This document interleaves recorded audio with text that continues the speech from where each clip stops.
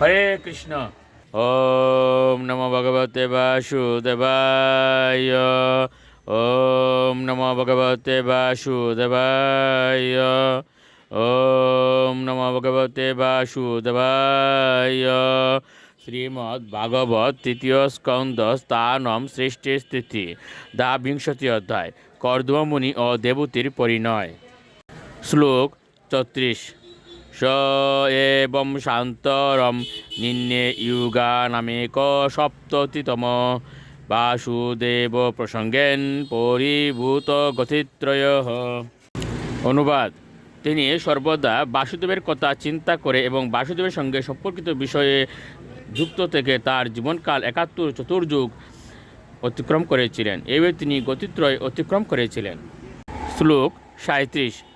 শারীরা মানসা দিব্যা বৈয়াসে ইয়ে চ মানুষাহ ভৌতিকাশ্চ কতম ক্লেশা বাধন্তে অরিসংশ্রয়ম।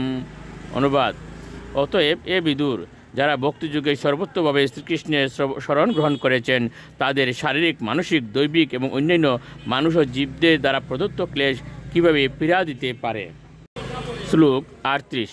ইয় পৃষ্ঠ মুনিবিয় প্রাহ ধর্মান নানাবিধান শুভান নৃণাম বর্ণাশ্রমানাম চ সর্বভূত ইত সদা।